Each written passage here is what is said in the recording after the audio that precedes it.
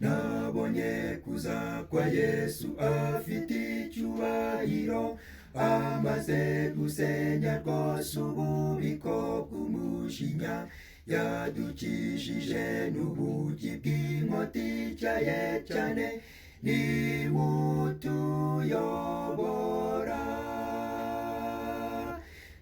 Nasingizwe haleluya, nasingizwe haleluya, nasingizwe haleluya, niwe utuyobora.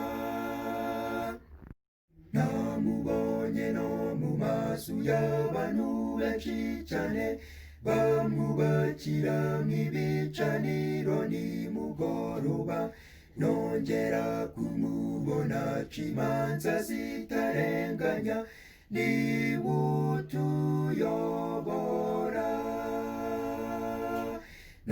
Nasingizwe haleluya, nasingizwe haleluya, nasingizwe haleluya, niwe utuyobora.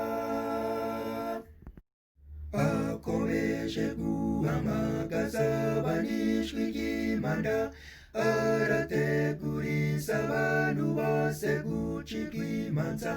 Mutima wanjye mwitabe vuba unezerewe, niwe utuyobora.